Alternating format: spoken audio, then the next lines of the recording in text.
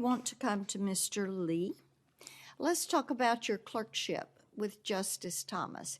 And for the committee, I want you to outline how that influences the work you would do on the bench. Thank you very much, Senator. So clerking for Justice Thomas was an incredible honor. I have to say at the outset that he, plucked me as an unpolished lawyer out of a law school, which he does regularly. He goes and casts a wide net for people he thinks to be talented clerks. One aspect on the bench is hiring. I always felt very good about that. That is something I would, in my own small way, like to emulate. To the substance of the law, I have met and been around very many good judges. I have never seen somebody so thoroughly committed to applying the law by his best lights as it was originally understood, without fear or favor. The biggest lesson I took from the clerkship was that is the job of a judge, and you should not take on the robe unless you're willing to do that. And so if I had to sum up one thing, it is that.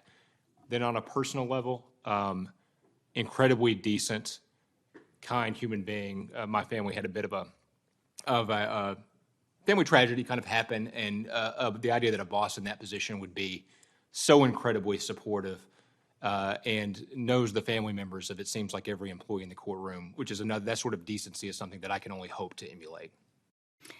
We have the Memphis Safe Task Force going on right now, which has been very successful. They're in West Tennessee, cutting the crime rate in half over the last 3 months. And so the court is going to have a heavy docket. You're going to have a large criminal docket that you're going to have to manage. So I want you to speak a little bit about how you're going to move into the court and how you would manage that heavy docket that you know is going to be there. Certainly. So I think the biggest tip when I talk to people who have been judges is to have systems in place to make sure that the docket is moving along speedily, and that if you don't have those, you will wind up at sea. So I come in with eyes open about the need to have those sorts of docket management techniques, abiding by timelines. There is, frankly, no substitute for sweat equity beyond that. You could have your systems, but you just have to be able to put in the long hours and manage a large caseload. That is something I did as a coordinating counsel sort of role in private practice. It is something I have done at the Department of Justice. I feel that those skills, writ broadly, will translate very well with solid systems to making sure that justice is not delayed, because we all know that justice delayed is justice denied.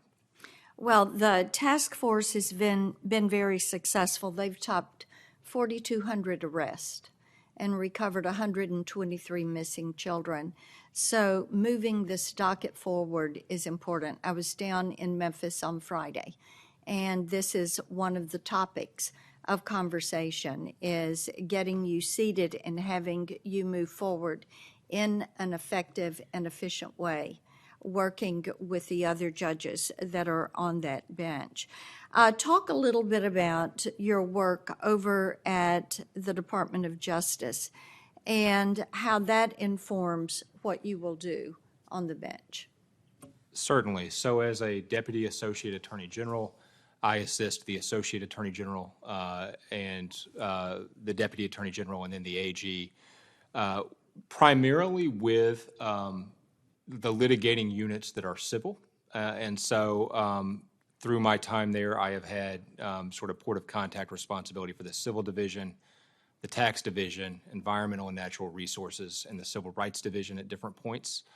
I think the biggest way that translates beyond the even broadening my already sort of general exposure to the law in a lot of areas is, frankly, the docket management and efficiency focused nature of the job, because the Department of Justice just has so much going on and is so busy doing the nation's legal work that you have to have those sort of systems in place. So I think it's a good starting place to transitioning to a heavy caseload.